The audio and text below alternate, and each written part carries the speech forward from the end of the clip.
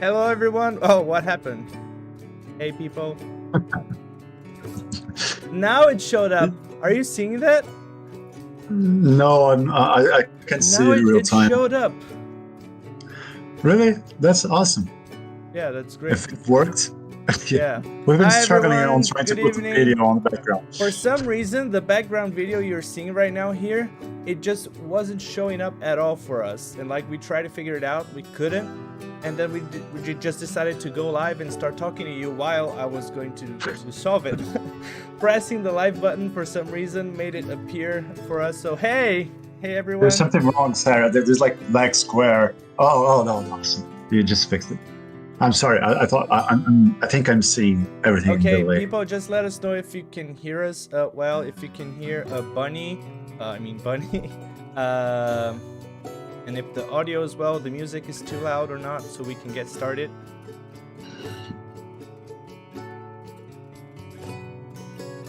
Are we gonna wait be, for them to say something? I think everything's is fine right now. It seems fine. Okay, then we can start. Hi everyone. Good evening. So yeah, I'm Saramantis, community manager for Profane game, and I'm here with BunnyJoker, our CEO, and we are gonna take some time to talk with you guys and talk about how tests are going, and then also answer some of your questions. If you're not on our Discord yet, you can join it. I'll share the link in a bit. We've gathered some questions from the community there, and that we're gonna talk about, but feel free to send on the chat anything you want to talk about. We can do that later too. So hey, you want to say hi, Bunny, now that you're taking a sip of the juice? Yeah, just one thing. Everyone's saying that we can slightly lower the music. It's probably going to be it's probably a little bit low. Hello everyone. I'm Diego, actually, yeah, but aka BunnyJoker or Pimba for some, and work as CEO of Profane, of Insane. We're developing Profane. I'm excited for us to talk about everything you want to know about this development, because there's a lot of new things happening right now. So I'm just here, like, before we were talking, me and Sarah, we were like, are we going to bring topics and stuff like that? But we have so much to say that it's probably better for us to keep an open conversation. So feel free to ask anything about the developments and the user tests that we've been doing. And there's a lot of things to share right now. Exactly. And also the images you see here up here are from a recent test we had with the Brazilian community. Just so while we're talking, if you want to just check out how recent tests have been going in the game. Also, of course, these screens you're seeing are from players that play the game, so you might see some frame rate issues or something like that. People might be experiencing the build we used for the test differently, just so you know while you watch that. So Bunny, what do you think about us talk about the tests and our plans for the test right now? Do you want to start with that? Well, that's my favorite topic right now, so probably yes. Well, I hope we can get actually get a lot of questions from the community as well, because our vision is kind of narrowed when it comes to tests, you know, because we're always trying to test the old, like the last feature that we added to the game. So, but there are a lot of things that has to do with how everything works together, right? And that's sometimes we got a kind of a blind spot for that, because we've been developing and seeing everything since the beginning. So one of the major things about the test is actually getting like new perspective, which can give us feedback, and we can pay attention to the things that for us is kind of like we are kind of used to some of the things, and we don't know how much is the value of like fixing the glitch, an old glitch, or adding new stuff. So like this kind of test is bringing us a lot of good information about what is the important things that we have to pay attention right now. And we are assuming this new posture, this new mode where the team is paying attention to, like, actually, instead of like trying to build stuff to the game, new stuff to the game all the time, we're starting to pay attention to like how is everything in there, and let's start refining, let's start making adjustments, let's start listening to the community and changing things based on what they're saying, you know, like what do you like about the UI? What don't you like about the UI? What do you like about the assets, the graphics? What don't you like? And we start to like create like clusters of little like polishments and bug fixes and stuff that makes the user experience better. And we're adding those to our roadmap right now. So because we already have a lot of stuff inside the game, so we just have to make them work right. Because some of them, like, as we just like focus on bringing more stuff to the game, some stuff that we added on the beginning start like kind of like trembling, you know. So we have to like actually consolidate the structure of the game right now, and like listening to the community is a big part of it. I wonder if there is any questions that actually has to do with what we're testing right now. If you have any question about that, just bring it to the chat. Sarah is gonna help me read the chat because like sometimes I just talking too much and I can't pay attention to what's being written over there. I'll gather some questions. We'll start with the ones that people sent on Discord. As also a disclaimer, guys. I see someone talked about the walking and running animation. I think Helix. We are aware of that. We even talked to the community about this. So we already had a meeting about this. So those are things that we are updating. So take in consideration that everything you're seeing here is in very early development, and most things, maybe not most things, but some of them are also a work in progress, as in our I forgot how we say when it's a temporary thing in English. Placeholder. They're placeholder too. So yeah, we use it in Portuguese as well. It's like the same word. But yeah, just keep that in mind, that some of these things are placeholder. By no means they're like our final version of something. Like they have not been like super polished or anything. So yeah, please take that in consideration while watching footage from the tests, please.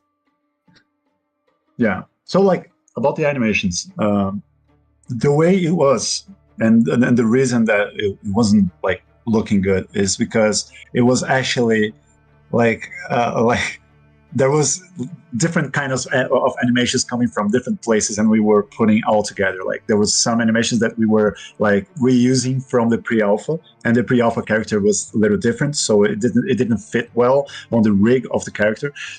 So it was kind of like the shoulders kind of up and stuff like that. And there was animation that we were using from like animation package on the internet, because we didn't want to put any effort in doing animations when we were only trying to set the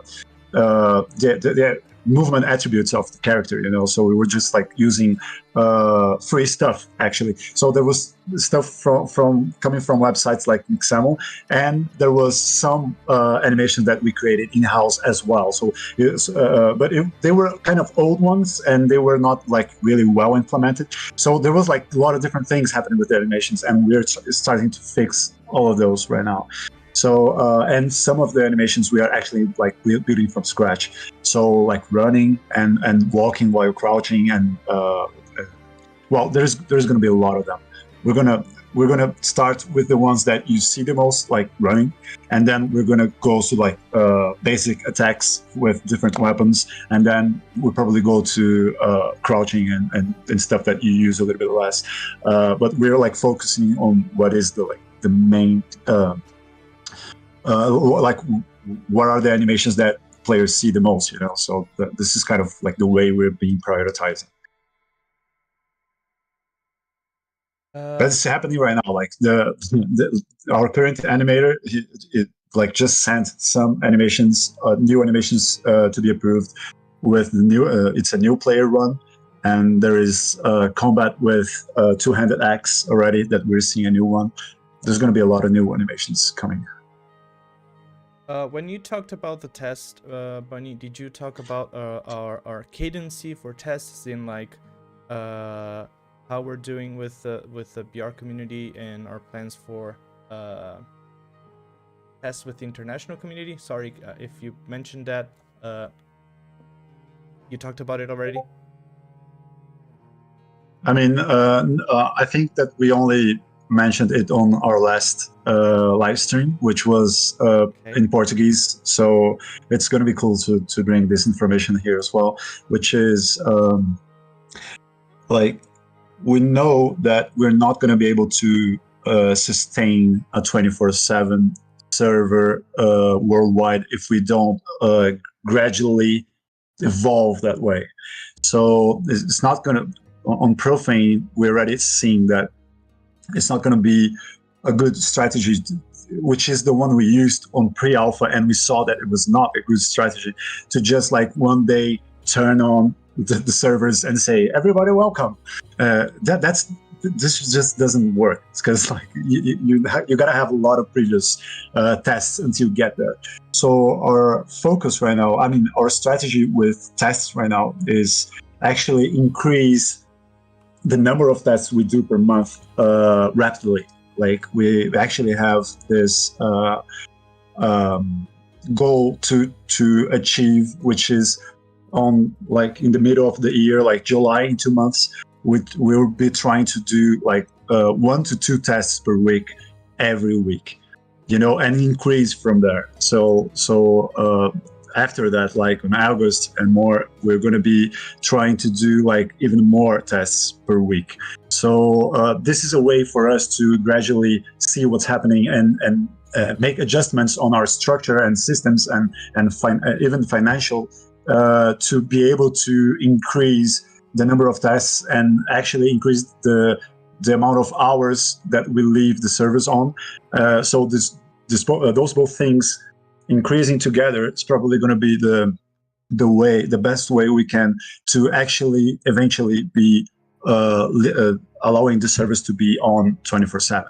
So like after like 1 or 2 tests per week, we're probably going to be starting to try to leave the server on for a whole weekend and increase from there. So this is like our strategy right now. This is like our goal as a company. So like we know that we need to be able to do that in 2 months. It's gotta be better than what we are right now. We actually had 4 months. 4 tests in 1 month already, which was like good to know that we can do it. So it was like 1 per week. But we still want to increase this and make this even more consistent. So because like we did it, but it was not that as soon as we did it, we started doing it forever. No, we did it, and now we need to make this as consistent as we can, and make any changes we need on our company and on our team and on our strategy to be able to have this output. Because we know that we already added too much to the game without getting feedback. So it's kind of like there is no other way we can add more stuff without first like making everything that we already add to the game work well and actually deliver a good experience. What else, Sarah? Okay, yeah, we got some topics here. Can I ask you a question, Sarah? Sorry. Of course. It's just that you've been on all tests, and I think it's going to be awesome for everyone, including me, to hear from you a little bit. What is the feeling you get from each session? You know, I mean, I know that there are some that works pretty well and some that doesn't, because we still have to like fix a lot of things and sometimes we're testing a new build and it has some bug that just glitches everyone, so the test is kind of ruined. But I know there are some tests that everything goes fine and we get a lot of good feedback, and I just want to hear from you. What is the feeling you get from those feedbacks and from the sessions as a whole, you know? It's even the tests that don't go as we expected, which is also kind of expected, you know. Whenever we start testing, we let everyone know that anything might happen, really, like, because some things that's what tests are for. But even the tests that really don't go with everything running fine and everyone with like us being able to carry the test until the end, it's still very it feels very nice to have that moment with the community and see people getting to experience Profane for a bit. For those of you that don't know, from outside Brazil, you might not know that we've had a pre-alpha version that players were able to test from 2018 until 2019. So from the Brazilian community, we have some like veteran players that were able to test some the base idea of what we want to do with Profane. So it's also nice to see those people that are with us, have been with us for some time, and them putting their hands on this new version of Profane. So yeah, to me that's the best part from testing. Like it doesn't matter if like things run very smoothly or not, or if like we have some kind of issue where we have to postpone the test. And of course, if this happens with a group, we always invite them back to have another session with us, so they don't waste their opportunity and invitation. Uh, but it's very special for everyone involved with it, and for me as a community manager, it's a great opportunity to be with those people, see them interacting with the game, and myself in the game with them as well. But it's been great. Like it doesn't matter if it's running very well or not. People take it. How do you say it? They take it well. Like they don't see it as much of a problem and see it as a good opportunity to use their voice and share feedback with us, so we know what they want and what they expect from the game. Yeah. So we have some subjects that we can talk about. We've had a question from Rodrigo Vieira, actually, just because we're on the subject about tests, which is what are the tests currently focused on? Do you want to talk about that, Bunny? As we're on the test subject.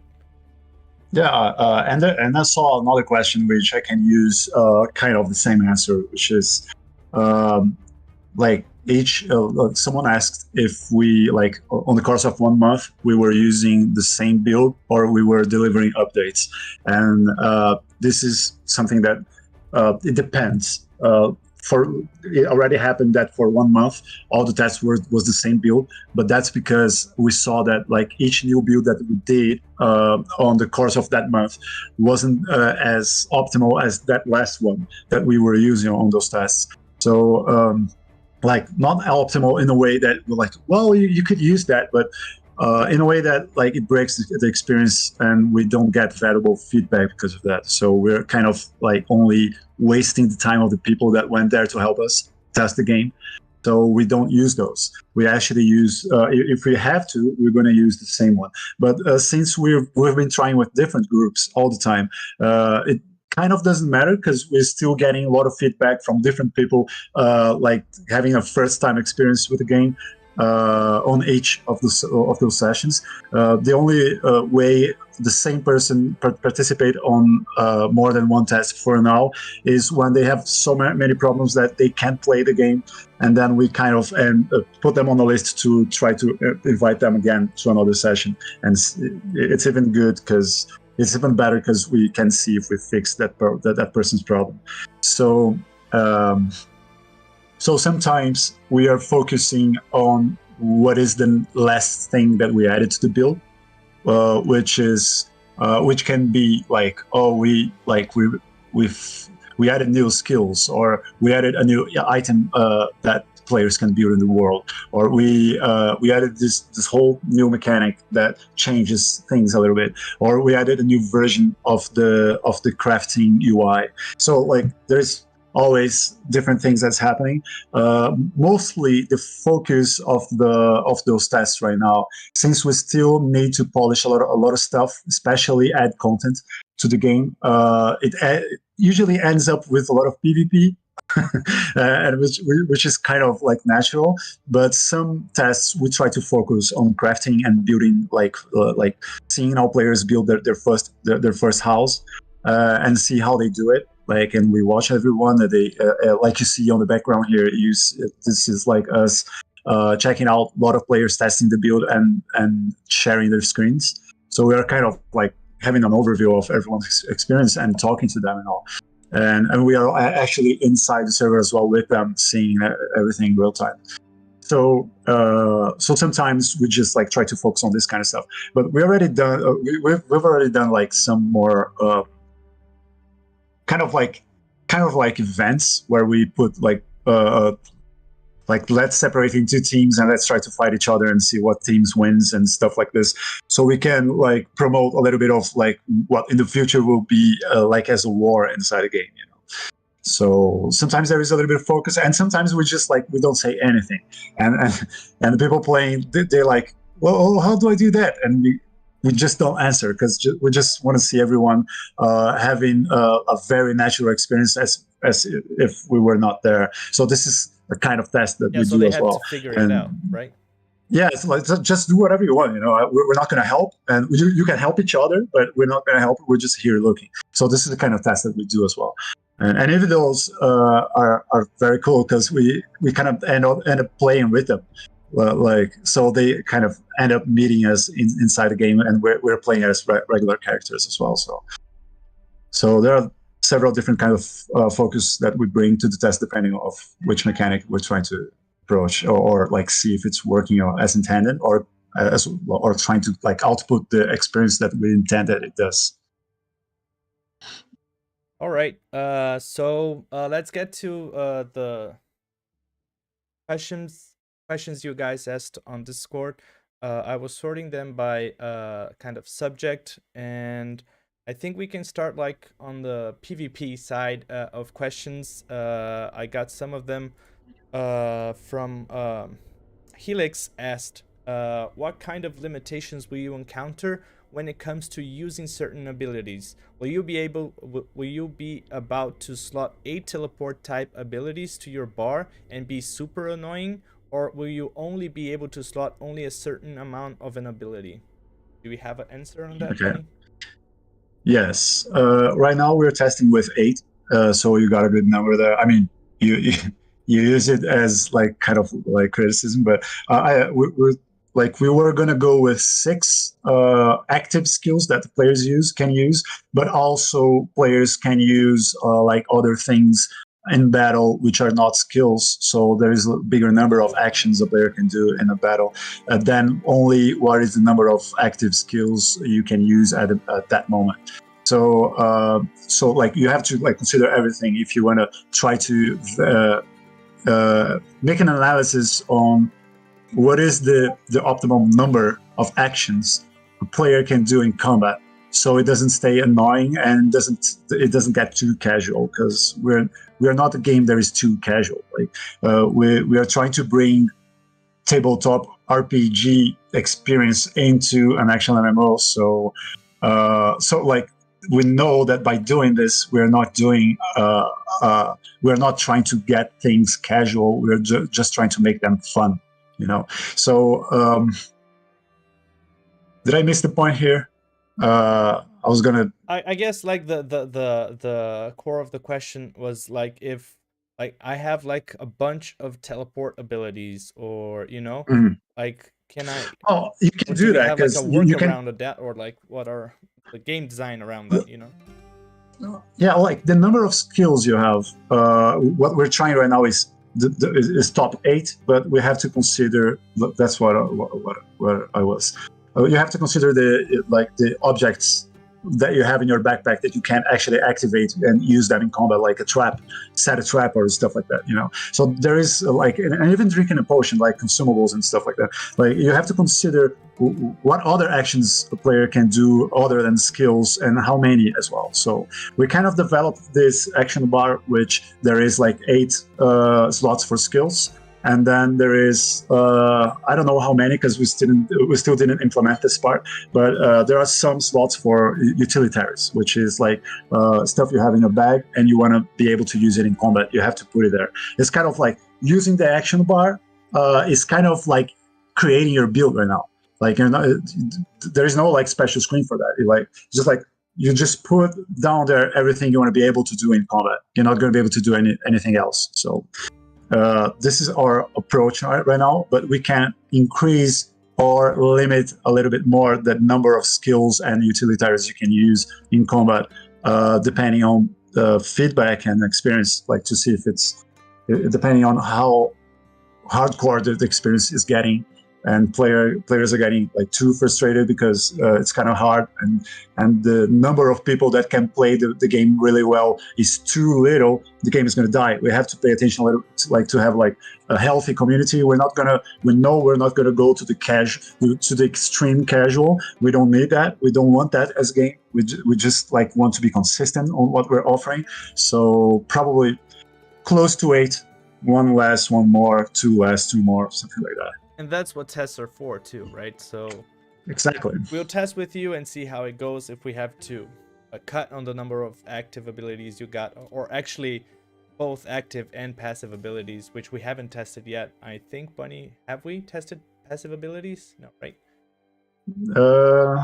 No, there's no passive abilities. There are some kind of attributes that behave like passive abilities, but no real passive abilities, because we left them to be implemented probably with the perks of the progression system, where like you earn proficiencies, and inside those proficiencies there are going to be perks and a lot of other things that behaves like passive abilities.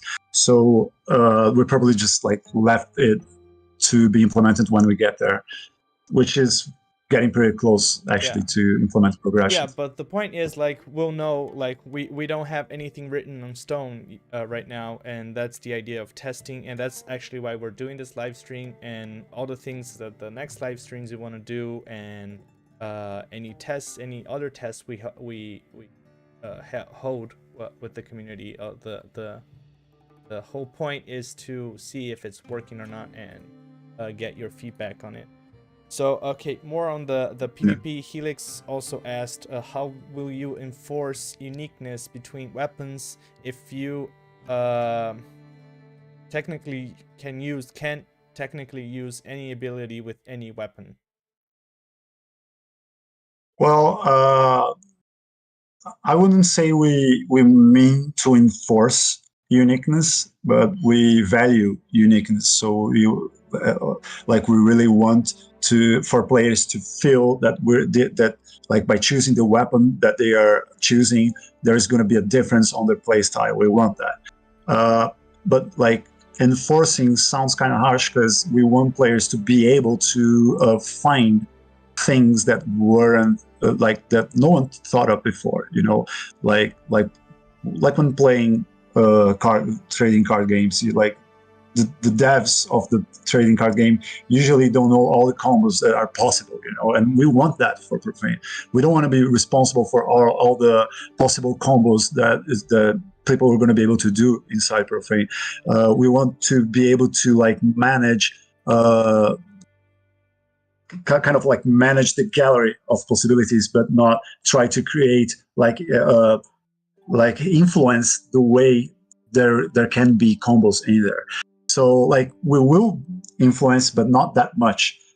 It's impossible if we just toss a lot of things in a bucket and shake it and say, okay, you're gonna have a good experience trying combos within what's in here. We have to think about how players will probably think, but we don't want to bring just so many possible paths.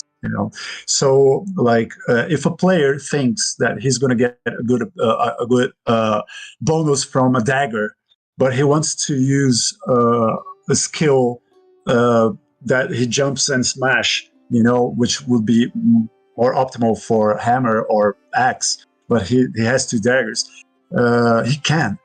I want the player to be able to.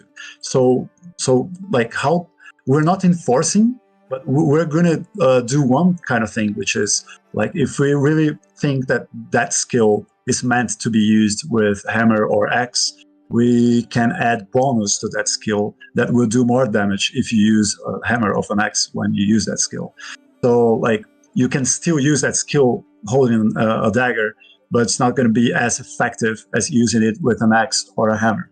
So this way we can still allow players to find to try to create combos and builds, and without limiting. And one of the things that we're really trying to avoid here is, I have my set of skills here, but I just got ganked and I don't have anything, and I really want to kill that guy, and the only thing I found in my chest I mean, in the chest inside my house is a dagger. So you equip the dagger, and suddenly all the skills in your action bar turns like gray because you can they fade because you can't use them. Something that we want to avoid because the game is full of you're gonna be exchanging your gear all the time. I don't want players to keep exchanging, like finding new builds all the time because they're changing the gear all the time because things are happening, you know. So if we give the player this freedom, they can still fight. It's not going to be as effective as if he were using the weapon that most of his skills benefit from. But it's still going to be able to fight the way he knows how to fight, you know. That's it. Yeah, Helix, if you have any questions still about that, we can talk more about this later. Vexrec, yeah, I think I'm reading that right. I'm sorry if I'm reading that wrong. Asked if will there be ranged combat with physics-based projectile aiming like Darkfall or Mortal Online? You mean like when you? Can you read it again, Sarah? Sorry, I just want to make sure if it's gonna like. Have to think about projectiles when using ranged combat. Yeah. You know, are they going to behave like projectiles, or you know, I don't know how you call that. Well, I guess you physics, mean like or when, physics. physics, yeah, okay.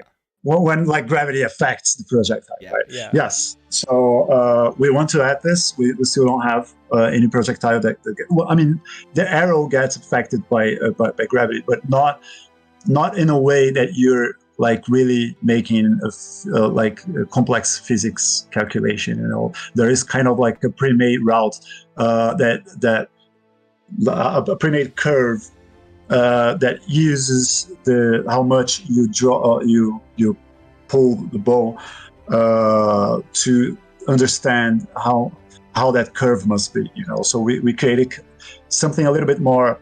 It tries to simulate physics in a simple way that doesn't consume high amounts of band, you know, like you just can synchronize those kind of projectiles between everyone without having much problems.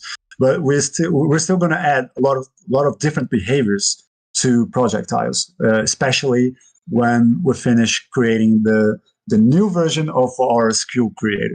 We have a first version of our skill creator, which is just to make it clear, it's not a skill created for the players, it's for the devs. Okay, so like we create skills with this one, and then but it's kind of like obsolete right now. We needed to make a lot of changes, and we are creating the new one right now, which when we create any kind of skills, we're going to have control of how the projectiles will behave in there. So we can create all kinds of stuff. Like the only thing that we use for projectiles, which is a little bit more complex right now, is for archery. Sorry, I got kind of mixed up in there because I started talking about. I guess this is the whole point. Like we'll just keep talking. It's a lot of stuff. Yeah, it's a lot to talk about. And guys, if there's any questions remaining about what we've talked about, feel free to share that on chat. We'll get back to it later. It's no problems. It's best if you do it soon, because we're kind of like trying to be stay within the PvP subject. Let's move on to another question from Helix. He was wondering, when are we going to learn about death and resurrection mechanics? What are our ideas going forward on death and resurrection? Will it be similar to Darkfall? Okay. How was Darkfall? I would die and then I was just like revive alive somewhere in the world, right? If I remember correctly. I can't help you with that one, Bunny. Yeah, it's something like that. You just respawn on the last place you set to spawn. That's it. So there is like for when. Let's talk about getting ganked by someone. So what is the whole experience? So you're there, and then you get getting attacked, and then you die. So you don't die directly. You get in a state that you're crawling, and you can someone can get you up, or people can finish killing you. So this is the first thing that happens. Right now, we're still deciding on this rule, but right now, if no one ganks you, you eventually get back up. Okay, so this is something that we're just testing. Don't be scared about it. I know there is a lot of opinion about this one. We're just like living like this because we want to see how it behaves. Well, we know that we can change this to like, instead of being able to like get up by yourself, you can just like eventually die if no one gets you up. But on a full loot game where you can get frustrated by a lot of different things, up until now, no one complained about this. You know, like if someone wants you dead, they're going to be able to kill you. If you did a mistake, you're not going to lose all your whole loot just because you did a mistake. You can just like crawl to safety and then get back up. But this is something that we know that can break some kind of the rules of the world. Like if we don't make this right, people are going to be able to like kind of like explore in a crowd state. So this is not going to happen. I assure you. We're going to pay attention to this. So there is this first step. If when eventually you die, you're going to have different places to spawn at. So it's not going to be one. You're going to have a list. And this list is made by different spots that you could have added to your list. It can be an inn inside one of those dynamic cities that the Porteño is gonna build. It can be a bed in your house, which is something that we're still deciding if it's gonna be there or not. We'll try adding this bed, but we'll see if it breaks something like of the core loop of the game. It can be some random places in the world that you can go and get attuned to respawn on those places. So there is like several different approaches that we're going to add for the players as an option. And if the player starts using one of those places, he has to revive on the list too much, it's going to get into cooldown. So you're going to kind of like you spend them when you decide to spawn on them. If you die too quickly, you're not going to be able to spawn them again on that same place again. So there's that. There's nothing that you lose other than your gear and the stuff that you had on your backpacks. Like you don't lose attributes, you don't lose stats, you don't lose experience or anything like that. There can be there can be, depending on what you have on you, there can be something that is really valuable that you're losing, like having an artifact. But that's the whole point of artifacts, that people eventually lose them because they are like unique items, really real unique items, just one of each kind. So I think that those are the whole things that happen. I can be missing something. I think it's important to mention that during tests, the downed state wasn't much a target for criticism, I guess. Like players were enjoying it or okay with it at least, right? During tests. Yeah. You mean the down system? Yeah. So like the problem with being able to get up again, that most people tell me when I say about the system is like, oh, so you can crawl the whole way through a dungeon, because like first mob is going to get you down and then you just crawl between them, or you mean, but no, because like we can do so many stuff. Like there are things that are going to instantly kill you if you die, if you get damage from if you get too much fall damage, you're not going to enter a crawl state. You're going to die instantly. That's not how it's working right now, but that's how it's intended. In dungeons, that can be mobs that wants to gank you. Actually, there can be special kinds of mobs that no, you're not going to crawl right here. I'm going to finish killing you. There can even be mobs that just going to lure you after killing you. So, and maybe those are the same mobs, like the ones that actually want something from you. Those are not going to leave you in a down state and stop paying attention. They're going to finish killing you. So there can be a lot of things that we can do and still have this feature, because I think it's a good feature. Sometimes it's just like something bad happens to you in game. There's no one watching. There's nothing wrong. You just have to, instead of like spawning and walking back to your Lewis, you can just like wait a little bit, and if no one kills you, you're fine. You have a second chance. There's nothing in the game that's going to break because of this. And if there is something in the game that should be killing the player instantly, we will add this, so it's fine. I'll take the hook on the exploit of that mechanic, talking about Bunny, to answer a question from Blue Protocol. He asked, how do we intend to deal with hacking or stuff like that, like in the game? Like, we have a plan for that? Okay. Well, we still got a lot of things to learn first. So the first, when we were in pre-alpha, the first thing that were on our minds is that you can't develop anything about the game without thinking on it not being hackable. So, but this is impossible to achieve. Actually, like you can't find one company that starts creating a game trying to make everything unhackable.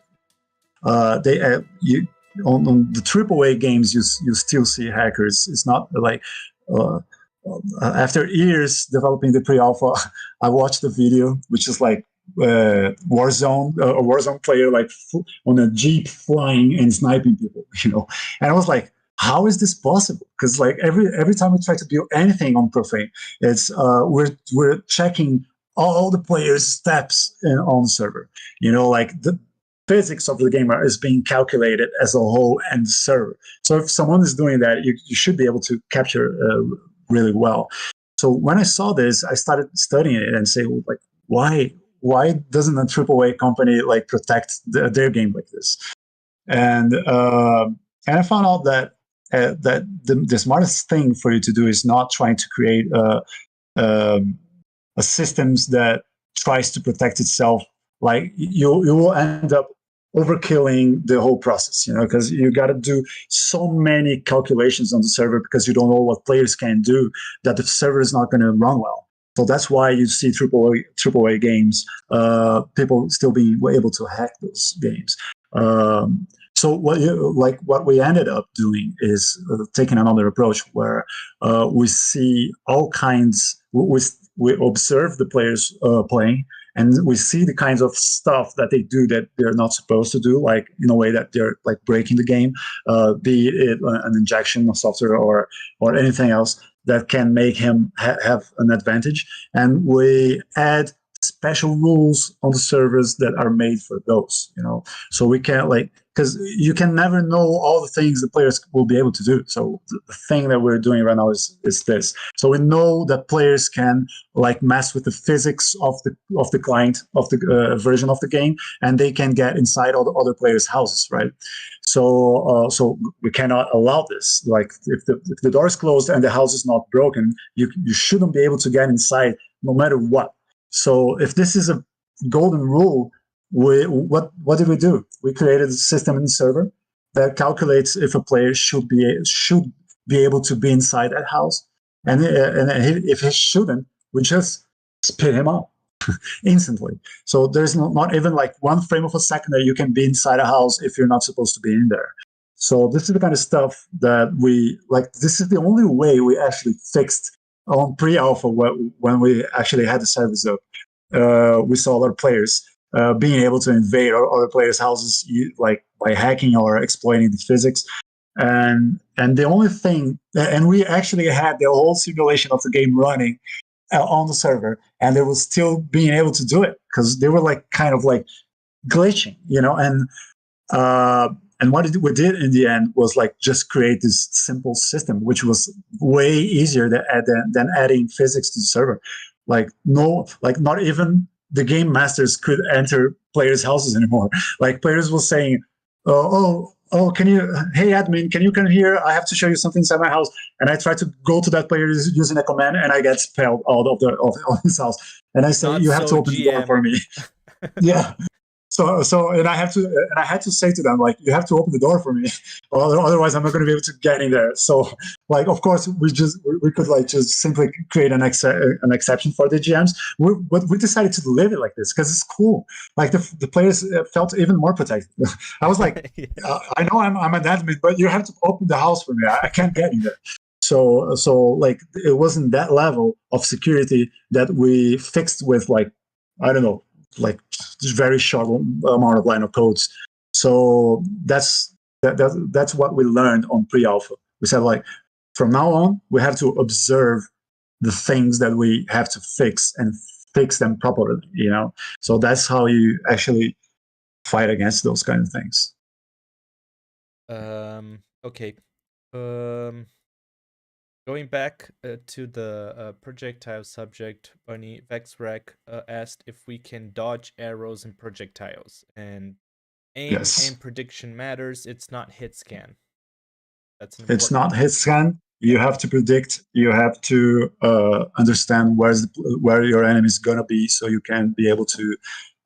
Like, of course, if it's in front of you, it's probably not gonna make any difference. But as far as the enemy is from you, you're gonna have to predict where he's gonna be when the projectile gets there. So this is one thing. But to answer even better, there is a chance we're going to use hit scan for some stuff, because we don't have to calculate time, travel time every time. Like there is some kind of spells or stuff that players can do, which is going to be calculated as hit scan. But arrows and stuff that are not meant to be like that, it's not going to be like that. And there are some skills which will have projectiles which travel really slow, actually. So like you definitely going to be able to dodge those. Okay.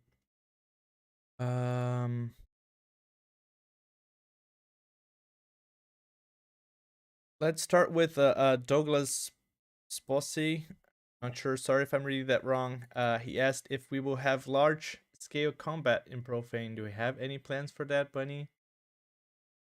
Large scale? Well, It depends on what you mean by large scale, but I can tell you that we still don't have a number of how many people we can put on the same, how do you say, on the same region, on the same server. So we still have to find out what that number is, and if that number is not that big, we have to see what are the things that are making our servers slow. Like if there's something that is making our servers slow and we're not being able to compute and exchange information because there's a lot of players in the same region, we have to understand if there is things that we can optimize. So it's impossible to give a number. I would love to give you a number. I want to be able to put as many players as I can in one region. But if we can't, or if we have to optimize so much the game that we have to take out a lot of crucial mechanics or simplify crucial mechanics, we're probably going to first try to make more regions and try to create mechanics that makes the players spread out a little bit, so we can so that way we can have more time to optimize and try to increase the number of players we can put in one region. And since everything is super dynamic inside Profane, we can create new regions of any size we want on the future. So and right now, actually, like right now we can create regions any size we want and add them to the game's world map. So so we can just go slow and start bringing more people each test and start to see where's the limit and where does when does things start to get funky. Like like there is so many people right now that things are getting weird. So we didn't see this yet, but we didn't put a lot of people inside the tests yet. Do you remember, Sarah, which is the max number that we added to the test on a good session? It was I was either 29 or 30 people.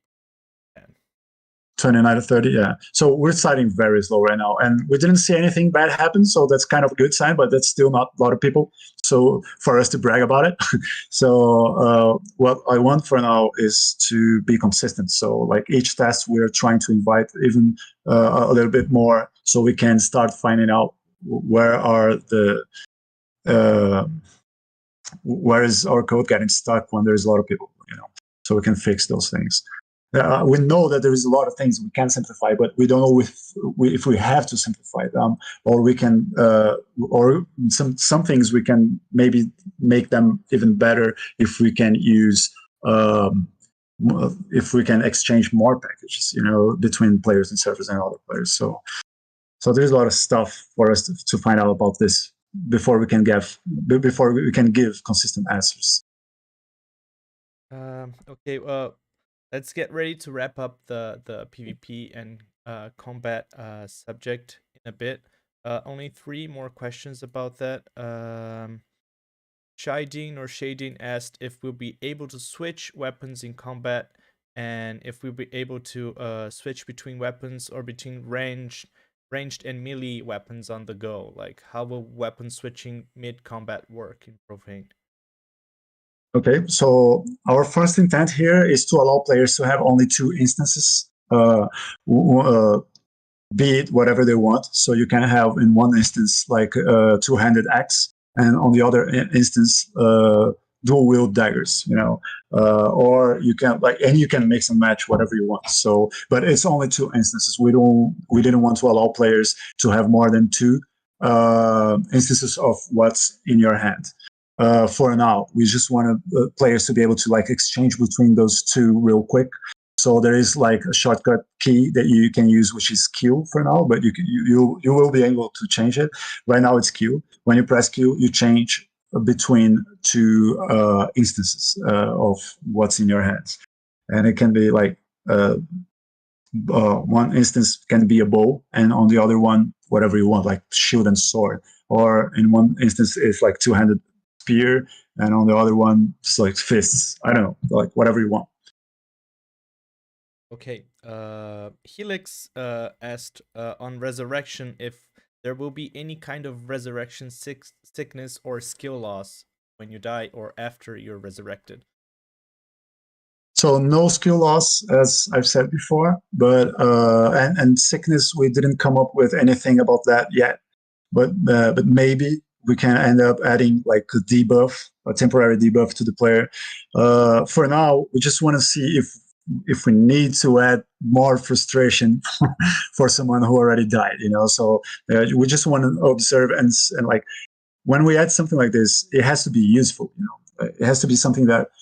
And I know we cannot always think from the perspective of one player, because when one player dies, it doesn't mean trying to make that player not frustrated. Sometimes you interfere with that player that killed him getting frustrated. Like if you don't make that player drop his loot, the other player is going to be like, what the fuck? So I just killed this guy that had a sword in his hand and I cannot get it. So this is one kind of frustration that's not going to have, that we value a lot on Profane. But there is the other ones, which is when you die, what do we have to do with you?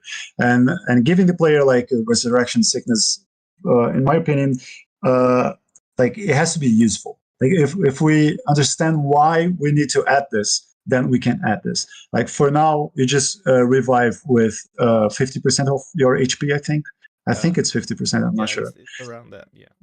Yeah, and you're not going to have anything in your hands. Well, you're going to still be able to cast your skills, but depending, not having your gear, your skills probably going to be a little bit weaker as well. So you can do a lot of stuff without having anything, just as you resurrect, but maybe not enough to just to consider not playing the game with anything.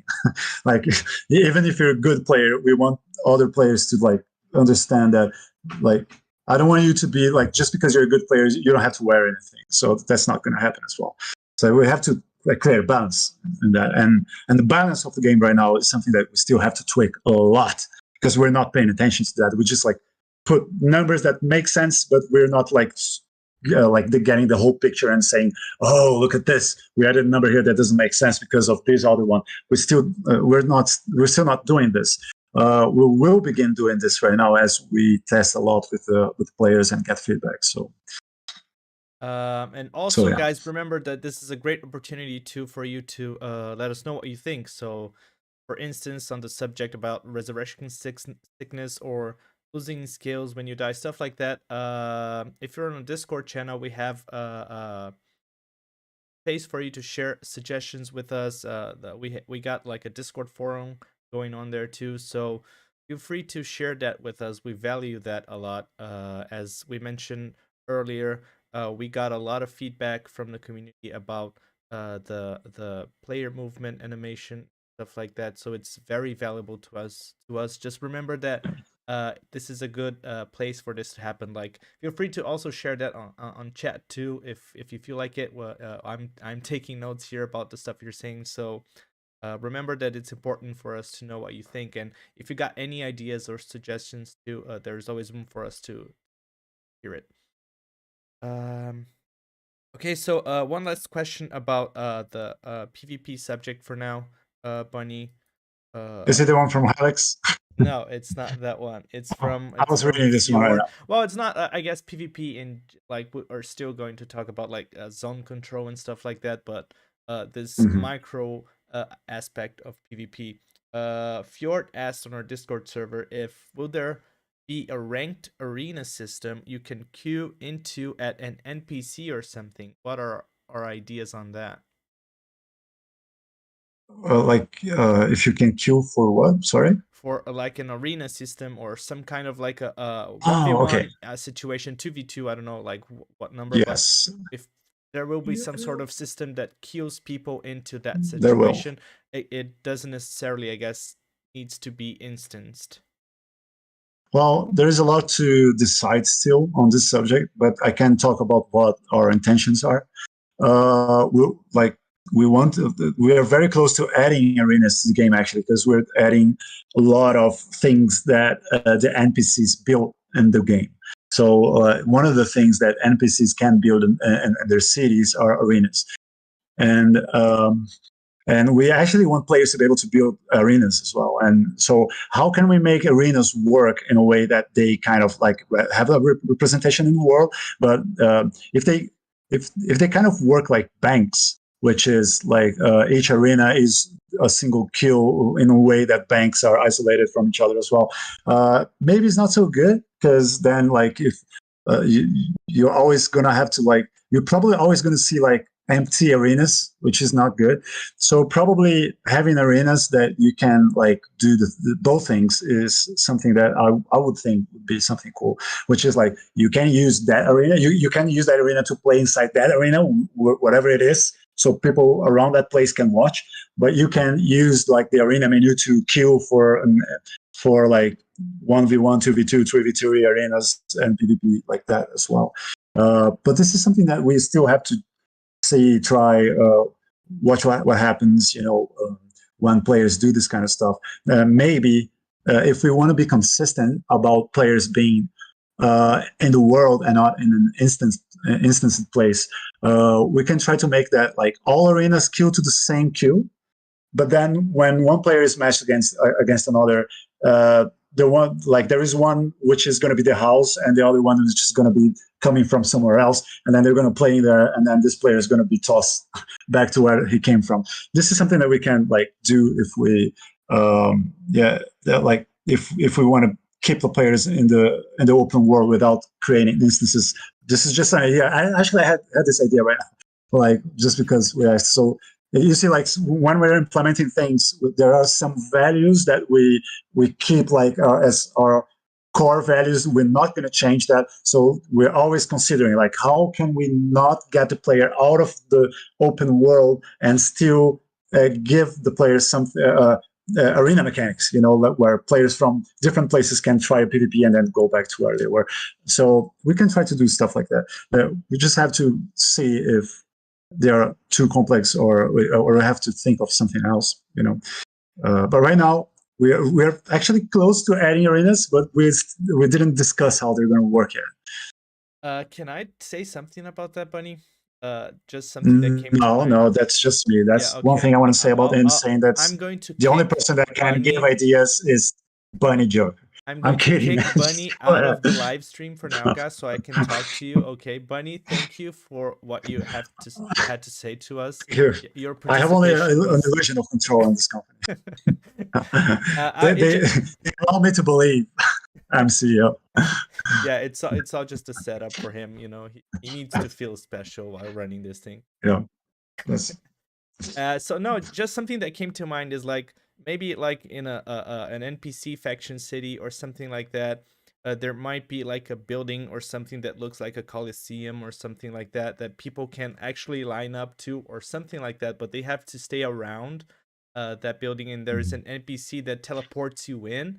People can get to the how do you say arquibancada in Stage? No, no, yeah, no. to the Stage is seats, the other thing around it. around the arena. I don't know, to watch, like there's room The and place you seats. sit Yeah, the place where out of the people arena. sit around in the Coliseum. I don't know how you call that in English, but people that people can just go there to watch. But you have maybe to talk to this NPC that queues people up and then puts them inside the arena, and then they get this sort of controlled PvP thing going on, and when it's over they're teleported out. I don't know, just something that came to mind that might make people they have to be there. It's kind of instanced, but it's not. It's just, I don't know, just something that came to okay, so let's talk about character progression and equipment and stuff like that. uh we'll start Okay. with a question from Helix again. um Helix asked if we will be able to invest directly into attributes. How is that going to Um, Directly in attributes. For now, we didn't think of a system like this. Actually, like increasing your attributes. If we have attributes that increase it's going to be by action. But we're kind of like leaving attributes as a thing that only changes depending on the gear you're using right now, as of right now. But because of Ultima Online, I have like in the back of my head something that wants me to add to the game that you can get stronger by doing actions that makes you stronger, which was something that was true in Ultima Online, and I liked it. But the proficiency system and the equipment system is getting so complex that I don't know if we need to add this to the game. You know, the like attributes being something that you can change on top of changing it with gear and changing it with perks from passives, like perks from proficiencies. Still, on top of that, give the players putting plus signs on attributes. Like I'm not, or even like making the player be able to like cut down, like because you're increasing lumberjacking, you're increasing strength. You know, it makes sense. But if we add this, it's probably going to be a perk from lumberjacking. You know, like one of the levels from lumberjack is going to be a perk that you got from lumberjacking, which is going to increase your strength. You know, so this is kind of stuff. Like it's going to there's not even strength. There's like dex, int, and strength. There is actually like physical power, magical power, and stuff like that. So when you get better with any of those attributes, it's going to be because you're like messing with your gear or you're getting perks from progression. You know, so we don't have to do like a system on top of that that actually gives you more strength or anything like that. We can just give you perks. You know, from proficiencies. makes sense. Yan asked, knowing there's no level nor class system, and that answers a question we got recently about having a bard class. Will there be a lot of vertical progression, or will the game be more focused around other aspects of progression? Well, I guess it's if I important get to also vertical talk progression about wise, like class and stuff, like okay. our take on that. Well, I'm going to talk about progression first, and then try to bring a little bit of like what we think about what is a class inside Profane. But you don't choose a class, but you end up creating like a custom class, if you want to call it like that. I just hate the word class because of games that forces us to choose them. So I don't like to use it, but you can think it as classes in a way. When you up setting up your build, you just invented a class. You know, so and depending on which proficiencies you end up having in your progression, kind of end up building your class as well, but it's going to be made in a dynamic way depending on the way you play the game, because that's how proficiency work. So about the vertical thing, so we don't want players to be able to get kind of immortal just because they are playing a game for a long time. We actually want we want everything to be a little bit more horizontal, just like you see on MOBAs. The reason I can play the game better than you on a MOBA is because I have skills as a player more than you, and not because I have a better character than you. You can get it into account that me having more skills as a player actually affects the build of gear I'm going to be wearing as well. So what is the combination of items I created for me that is going to give advantage to the way I play the game, because we're trying to create a game where you can play it on several different ways. So what is the combination of gear and build and skills and utilitaries and progression that is going to make the way I play the game, So because of that, because of this line of thought where we think that the player must be able to do something to a player that is fully equipped and have a lot of different skills, what is the thing that we're bringing to the game to make this happen? So first of all, you're able to cast a lot of skills even though you're kind of naked, just like you just spawn and you're able to cast a lot of skills. The first time you spawn a game, you're already going to have something that makes you able, the first actions you do will probably give you some skills that you're going to be able to do, like a regular combat, when you're going to play a MOBA and the first character is the same one for everyone that started playing that MOBA. If you played Smite, Nate is the first god you get, and everyone played with Nate because she's the character that you get on the tutorial. So you get used to the skills of that god on Smite because everyone knows the skills of that god in Smite because everyone played with that god on the tutorial. So that's kind of the same thing that we want to do with skills inside Profane. You're probably going to be have a set of skills that you can cast first, and then you're going to start to create variety on your play style, and you're going to try to be unpredictable on the way you play, and that's how you're going to try to be better than other people, much more than because your character has much more perks from progression than the other character. Of course, this will give you an advantage, but it's not going to make it impossible for the other guy to kill you. You're just going to have more different stuff to do that guy that is a beginner didn't even know it was possible, So it's kind of that, the more you experience Profane and the more you have your adventures inside Profane, the more you know that you can mix and match with so much stuff, like active skills, perks, gear and stuff, that you're probably going to be able to be unpredictable enough for beginners to not be able to be unpredictable against you, and you're probably going to overcome them inability.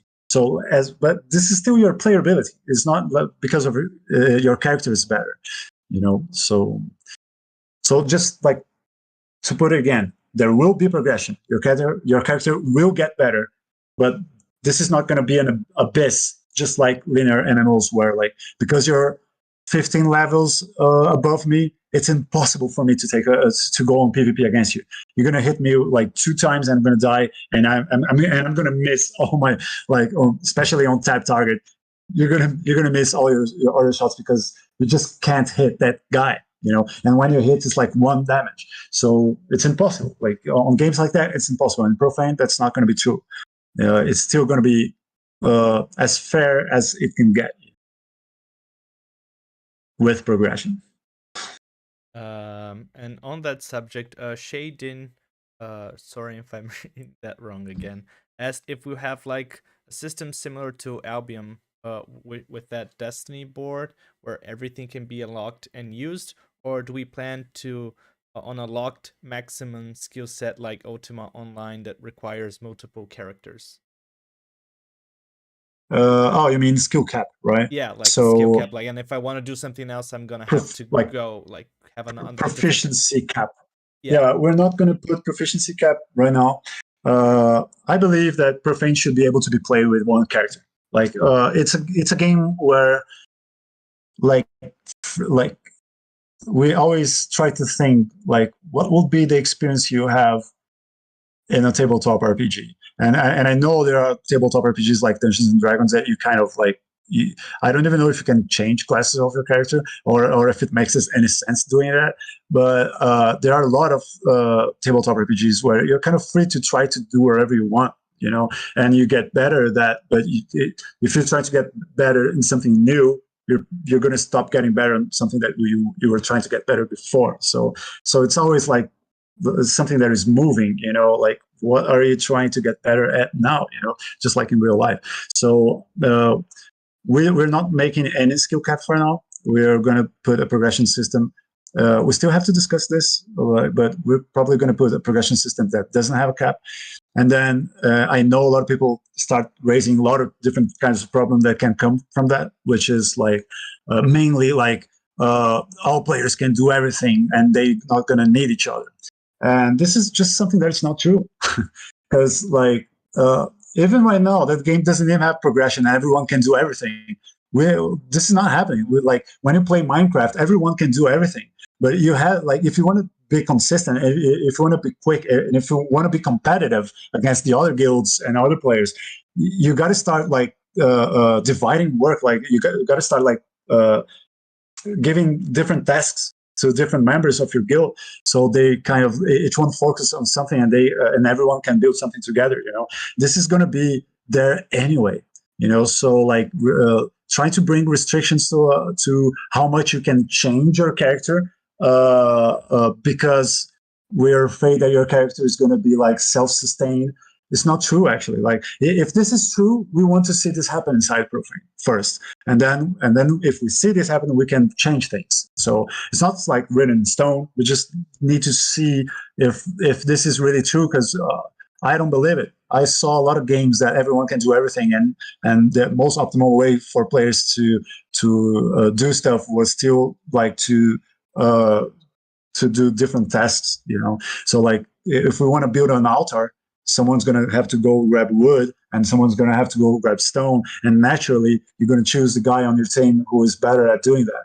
So it's okay, even though I can grab stone as good as him, sometimes I have more lumberjack than him, so it still makes sense that I go grab wood and Sarah is going to go grab rocks. And even if everyone is maxed out with everything, which is something that I still want to see, and if it happens, we can still add more content to the game and make those progressions even bigger with more perks inside, or even better, bring more kinds of proficiencies to the game, which is something I would prefer at first, to give players even more space to try to be different. So a lot of things can happen. We just have to like observe and see if we have to create restrictions. That situation you were describing sounds very familiar right now. About us. I'm sorry? That situation. I was reading something. That what you mentioned sounds very familiar to me right now. What you said about you going to get a stone and I'm going to get wood kind of sounds like what we were doing yesterday in an internal test. Was it yesterday? Yeah. Exactly. Peter asked if are there going to be equipment that is deliberately harder to use for higher skill players.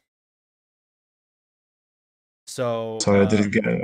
Like if the player's equipment, gonna be... like, if I have a certain amount of proficiency, let's say like and then you can use it. Then I will be able to use, let's say I'm using sword, and then I really level my sword proficiency, and then I get to, I don't know, level, let's say 50, and that gives me access to a sword that no one else can use but me or other people that have raised my proficiency to that level. So that's sort of cap to equipment.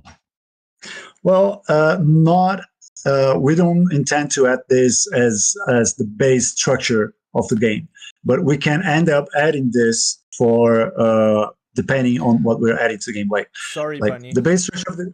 Sorry, what? I think I got that question wrong. I think what Peter meant is that if weapons that are harder to use for higher skill players, not as in like proficiency level, but as like, hey, I'm bored just pressing this button and swinging the sword?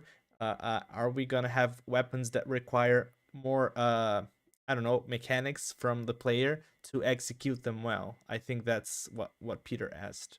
Reality. But when we're using like basic text, it's just that. Is it just when we like the difference in between using different weapons on basic text? Is that it? Well, yeah, he doesn't specifically say basic attacks. He's just asking uh, if there will be equipment that is deliberately harder to use for higher skill players.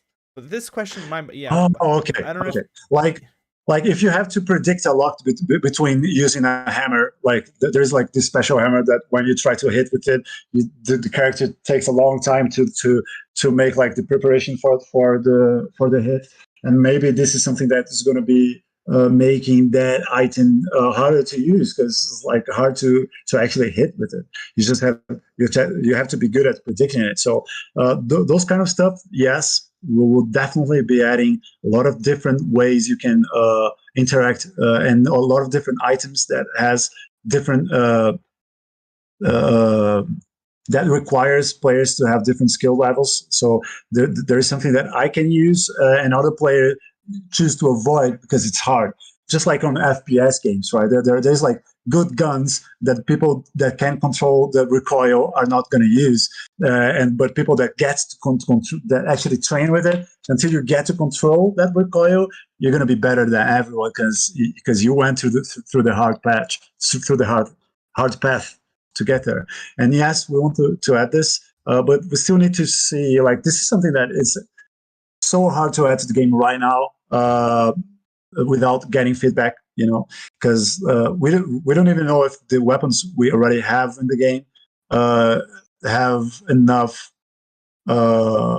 differences between each other in order to like people end up using much more on one of those and less of the other one. So, you know, we still need a lot of data analysis to start making those kind of decisions on yeah, makes where sense. is the thing that we are adding to the game that is not made to the guy that just started learning how to play the game. It's Yeah, made for the more advanced player. Like, what is something that it can be an active skill? It can be like some kind of object you control in the world, like sailing or stuff like that. It can be a lot of different stuff that we're adding to the game that you have to practice in order to be able to do that. You know, so or be able to use something. You know, so there can be an elemental skill that you find somewhere and it's super good, but it just doesn't fit. You cannot use that thing well. You never hit anyone with it. And there is another one which is much more adapted to your play style. So it's even more. I like to make this kind of analysis. Like sometimes something that works well for someone is not going to work well for another person. You know, and that's good. You know, it's like I really want to see people using different weapons and different skills and being different in combat. You know, this is something that is going to make the combat is going to guarantee that we're allowing players to be unpredictable and in a combat environment. And this is something good because that's the whole. It's kind of the whole point behind the whole progression system. It's like we want players to be able to feel unique on inside combat or outside combat. You know, that's why we're adding a lot of options that can be mixed with each other. yeah. Peter talked about like that was the what he meant with the question. He said like sort of the way MOBAs have characters that are designed to be the starter ones, but then the pros have Yeah, these extremely complex characters. So is that kind of depth yeah. to the weapons or skills we're creating?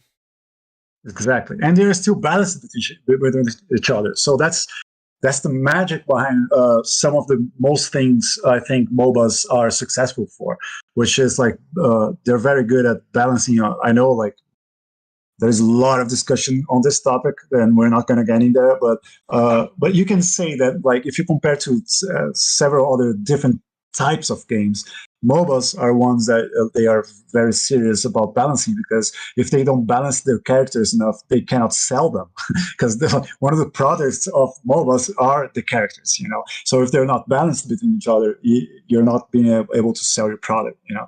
So like there is this character which is really easy to use, and this one that is not, and there is still balanced between each other, and this is awesome.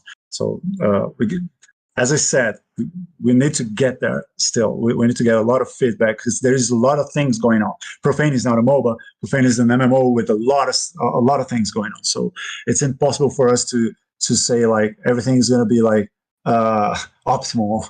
Like on your first experience. It's not. I'm already saying it's not. We really need feedback to be able to work on the game and make those things feel good. You know. So I already know that good players that is playing Profane for a long time, they will be asking for this kind of stuff. We know that because we see this, and we've been playing Profane for a long time. And there was the good players from pre-alpha that said this to us already. Like, we need more skills and different skills and harder skills. And we will be able to add this to the game. Okay. Shading added some context to his question about a Bard class. He wanted to know if there's. He mentioned that there is a very small amount of games that have instrument weapons or that bring music onto the battlefield. So will there be a mage or different type of magic schools or a proficiency skill or some kind of elemental skill that uses music inspired like gameplay to a player in Profane? There definitely will, but it depends on the content that we're adding to the game and how this is going to be a part of Profane. Because we never think about classes in Profane. We never go from classes to content. Like, we actually go directly to like content. So there can be an elemental skill where a player plays an instrument, and there can be an elemental proficiency that is like musicianship, like Ultima Online had.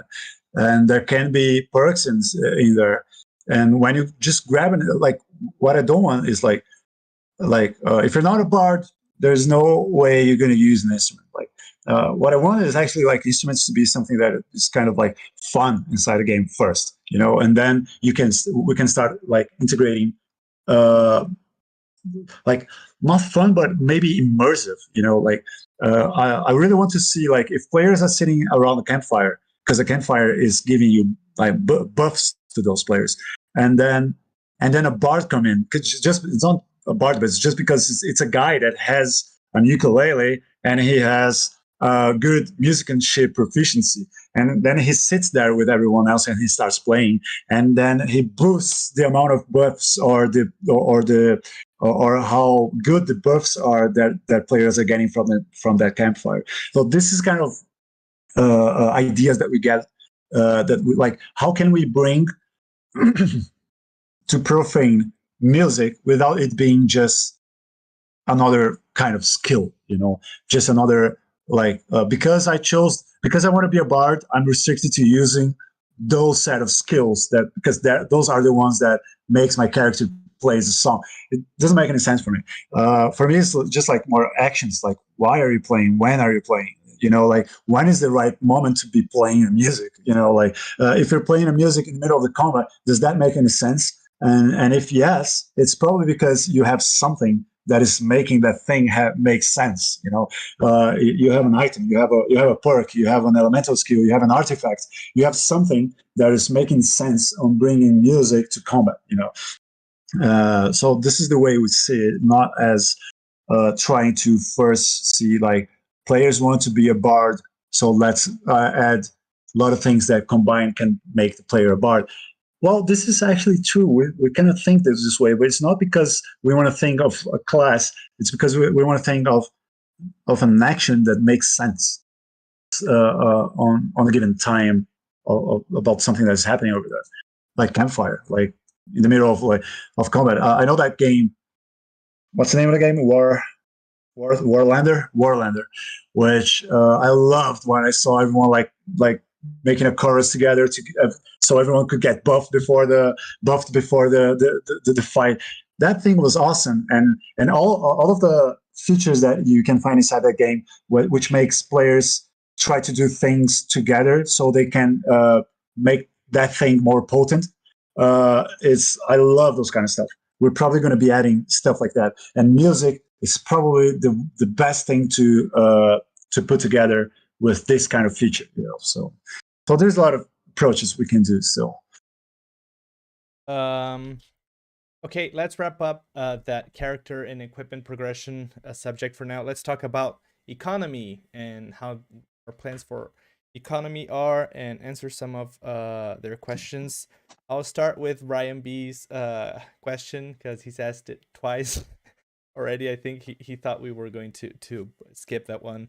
What are our plans to keep more casual players or PvE players playing your game? Will crafting be super in-depth? How will that work? Or gathering? Well,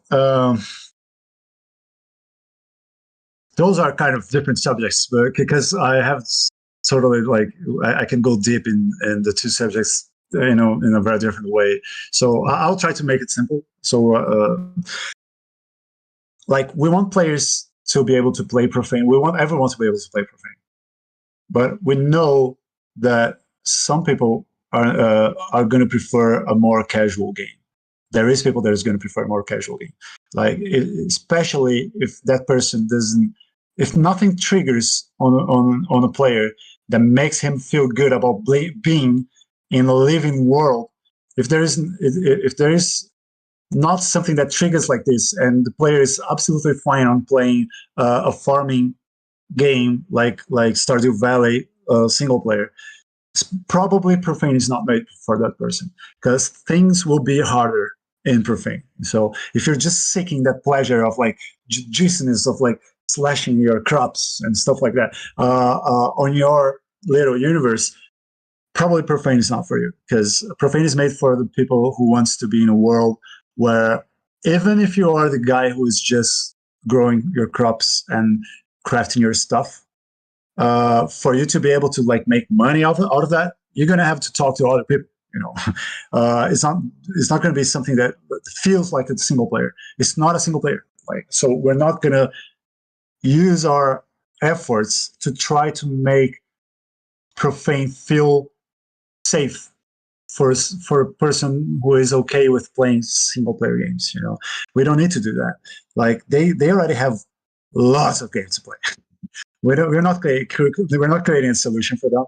We're creating a solution for people who wants to play all kinds of crafting, farming, combat, PvE, PvP, adventuring, and exploring, and a lot of different kinds of things you do in tabletop RPGs.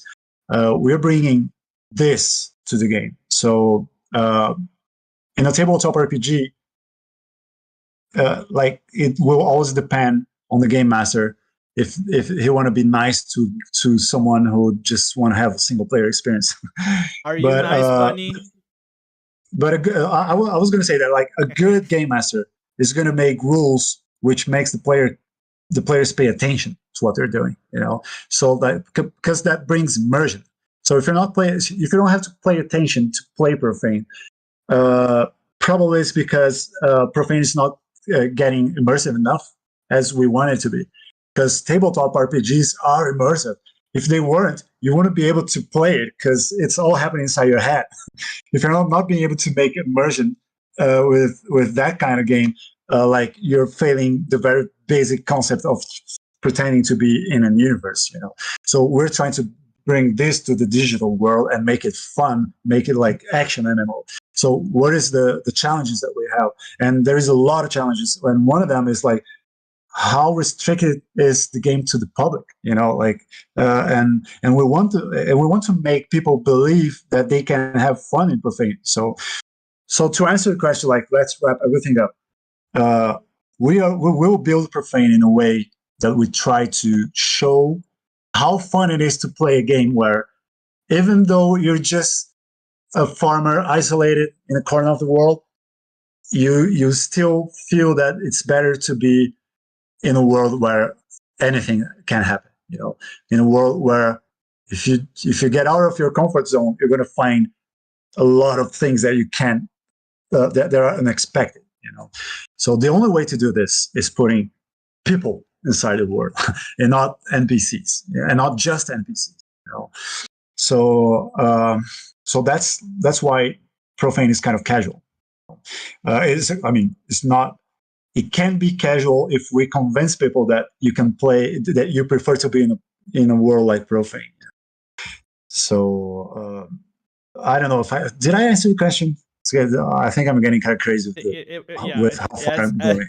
As you mentioned, that was a question that could go so many ways and talked about so many things.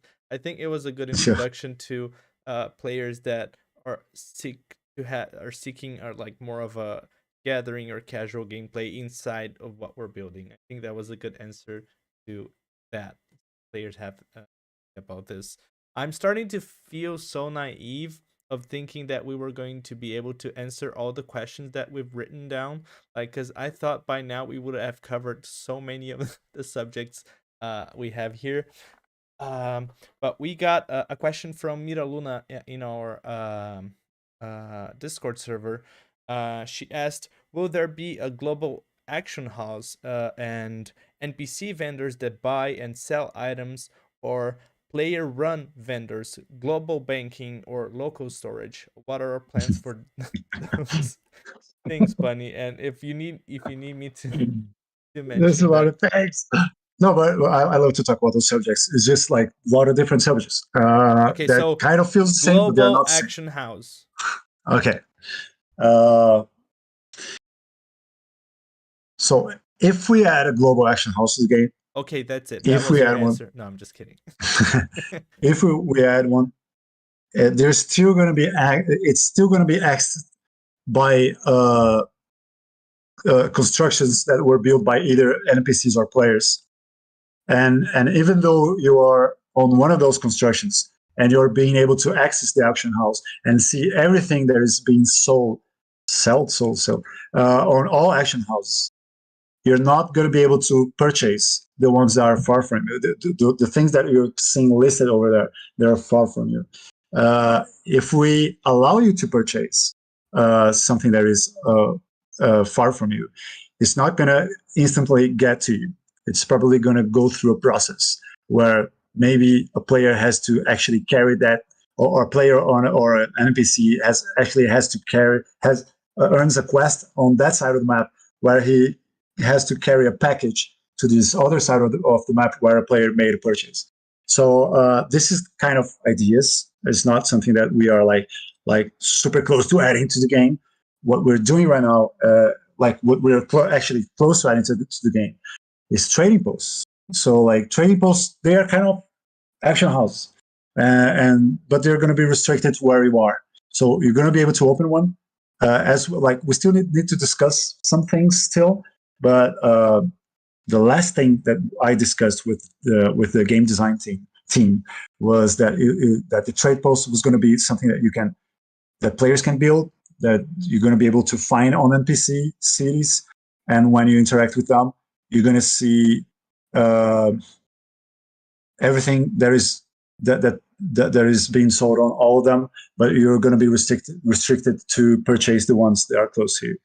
I'm trying to simplify here because we discussed a lot about this subject because it's pretty close for us to implement this inside game, and there was so many things that was raised on those discussions that there can be something that I'm missing here. So, but it's good to know that you want to know about this because we're very close to like making one final decision on how this is going to be, and it's probably going to be a very good post for us to create, like on some of the weeks that is going to be ahead of us.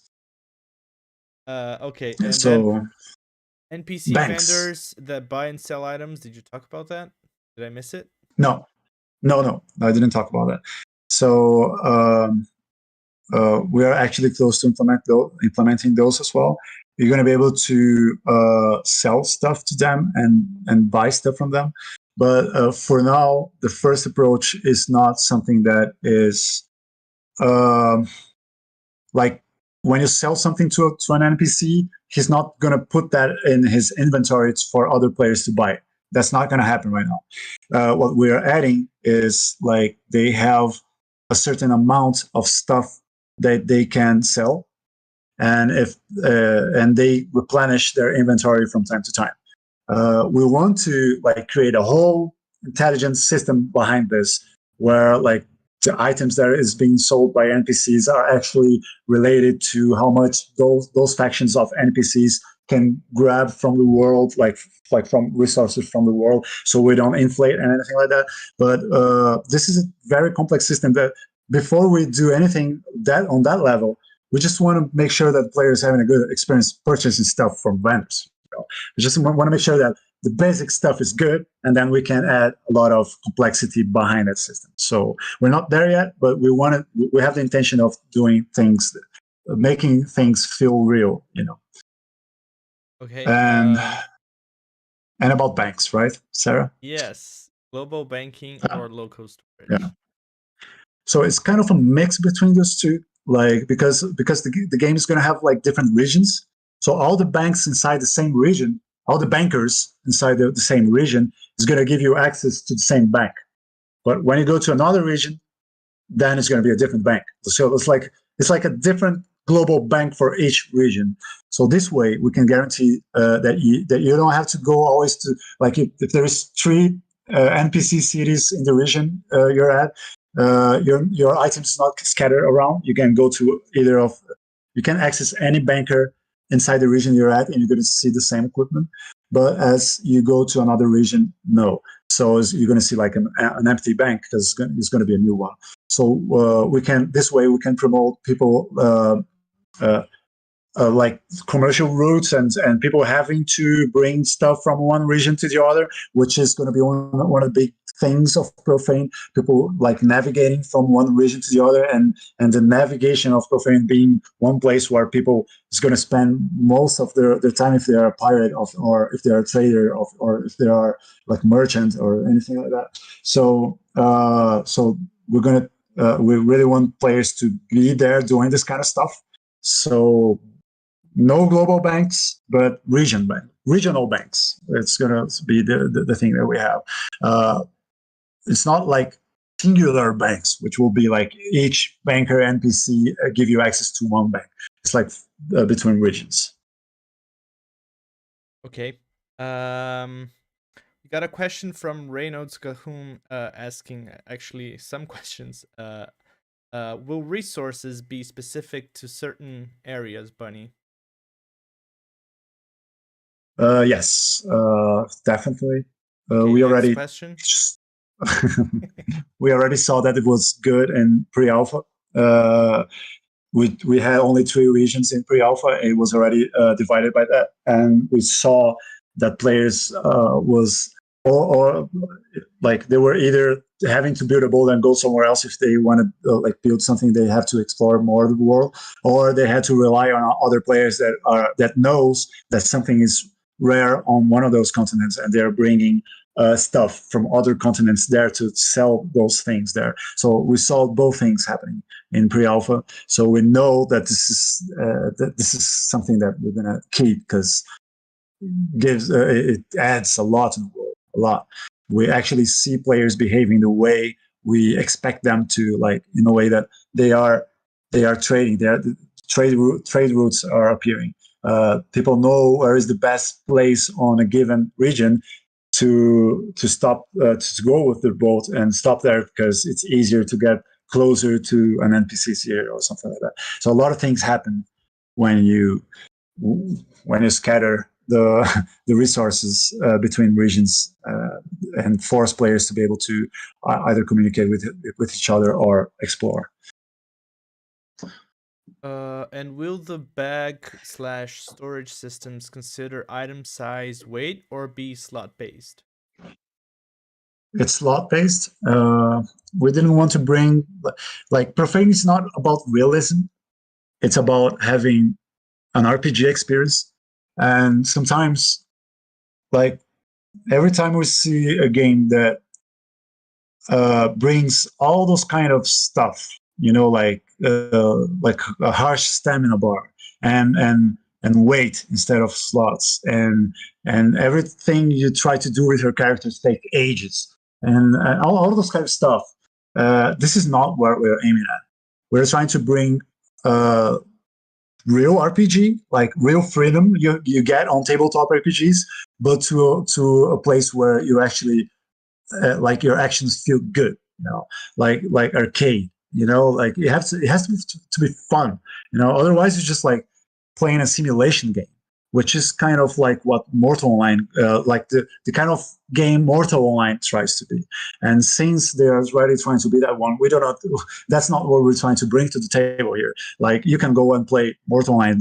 All this kind of stuff is in there if you like realism, like if you like simulation of living in a fantasy RPG world. What we like is having fun in a fantasy RPG world and being free to do actions in there, so you can be a part of that world and you can be a part of that history.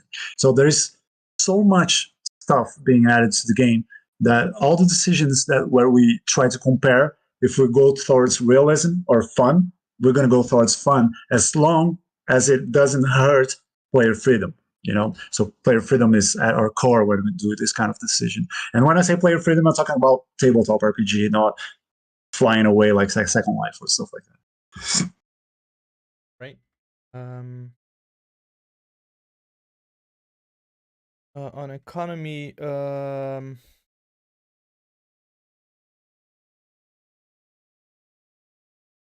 Helix asked about if I guess from his question, I can take out the if we're going to have, are we encouraging caravans from town to town? I guess it's kind of answered already, actually, since we talked about how the trading posts will work and our concept for action houses. I don't know if you want to talk about how do we see caravans working, profane bunny.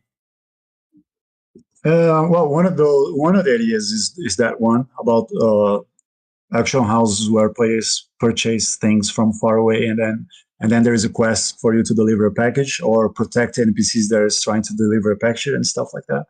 And we went really profound on that one. We know there is a lot of corner crazes that we have to think about, especially because someone spent like in-game money to purchase an item, and then this item is being transferred and risks can happen. So there is a lot of things that we know how to do in order for everyone to be happy about the system. But there is a lot of different ways that caravans can happen. Like I don't know if you consider caravan from town to town being able to happen by boat, because it's kind of a caravan. It's like it's a boat. Yes, yeah. And Players going from somewhere to another. Yeah, so because we have regions and different resources on each region, we know that this kind of thing is going to happen. But when we're talking about this kind of stuff happening on the same region, we still need to see how big each region is going to be before we understand if it makes sense for players' caravan. Because right now we are like the kind of biome that we use in the intersection between regions is the sea. So this way we can guarantee that there's not going to be a lot of complex stuff happening on the intersection between one region and another one. If there is a lot of complex stuff happening in there, like if there was land in there, there was going to be a lot of NPCs and players building stuff and fighting and resource, and that's not a good place for a lot of things to happen, because it's an intersection. Like when you cross the intersection, there is loading. Right now there is loading. We want it to be seamless, but right now there is loading. So we are trying to avoid the biome, which is in the intersection between regions, being something too complex. So the sea is a good one. So already I can tell that like caravans by sea is going to be a thing, and inland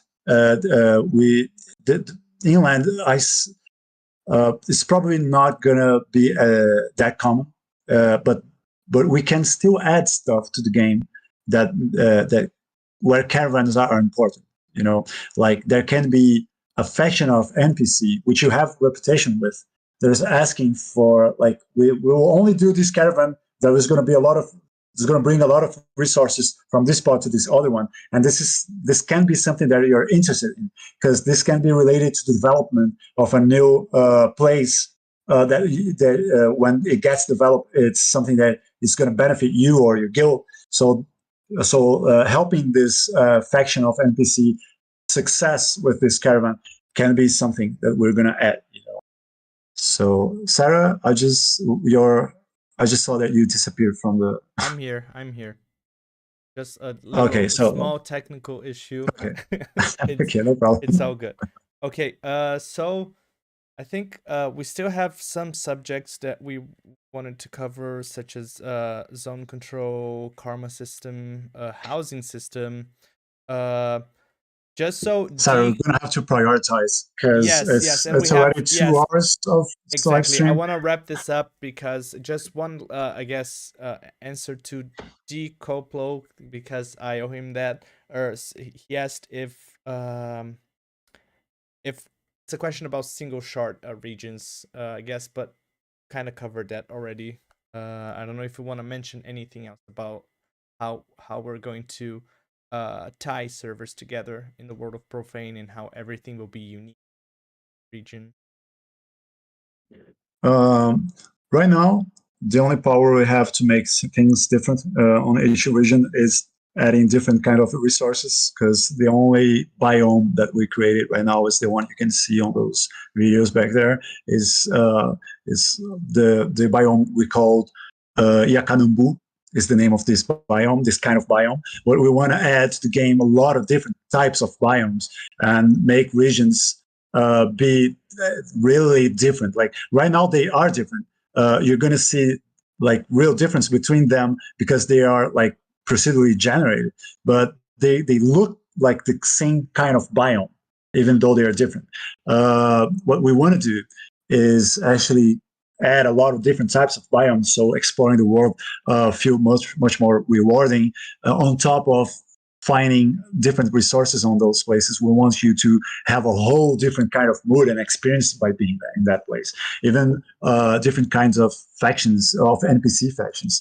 So, but right now we're trying to like, since we know we can make a very big world having only one biome and having like one set of resources and one set of kinds of NPCs like the Portinos, and already make this be absurdly dynamic. We're still not creating more content on that part because we want to see how that will rolls out.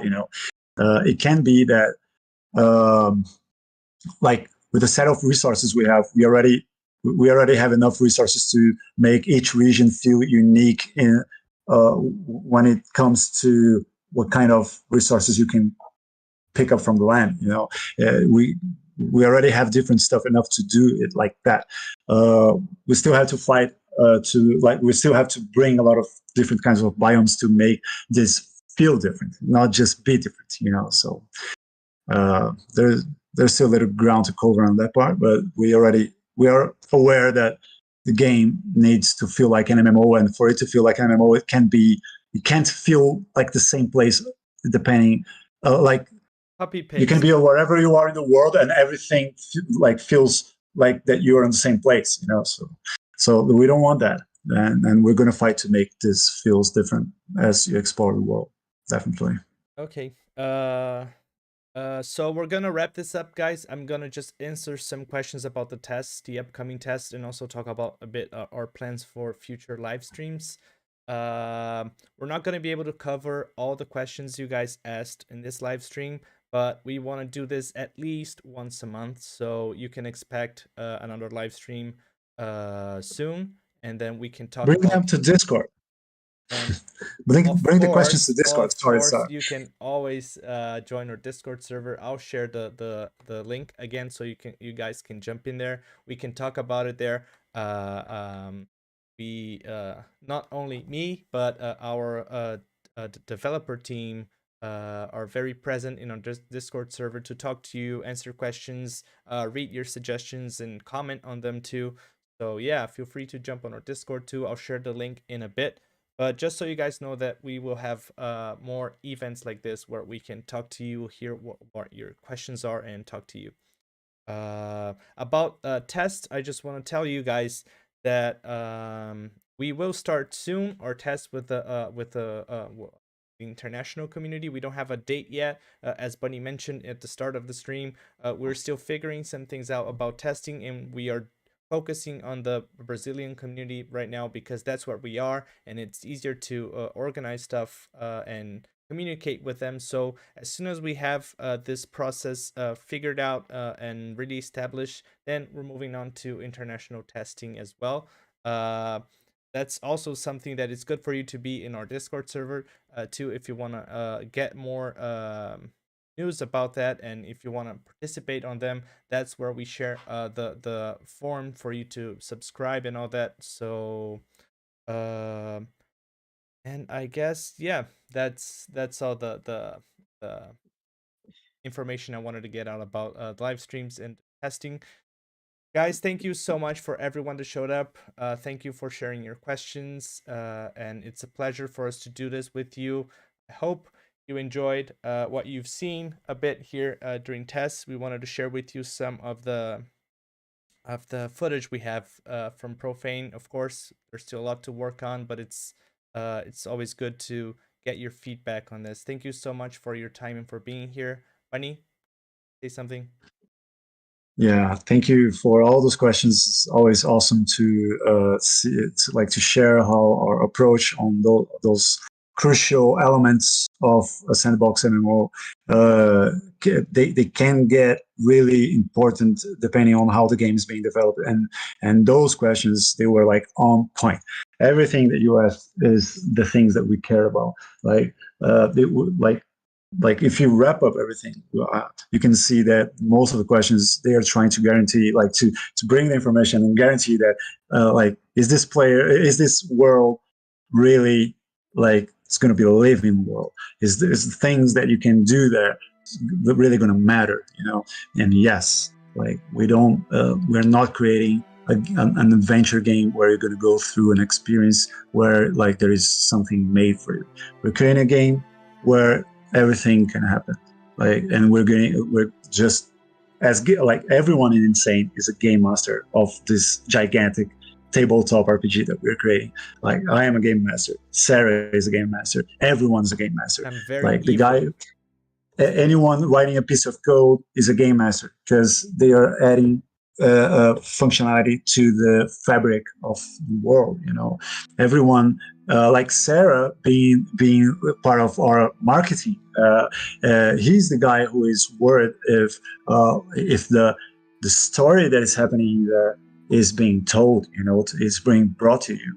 Like everyone who is not inside the universe is seeing what's happening there. That's what marketing is for Profane. Like we're all game masters of this universe, and we're trying to make it as close to the freedom you have on tabletop RPG experiences as we can, without making it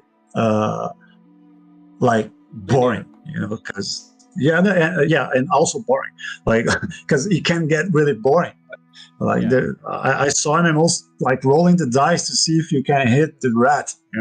I just want to hit the fucking rat. I'm sorry for cursing. Sorry. You're doing so Sarah. Good so far. No, it's okay. So that's goodbye message.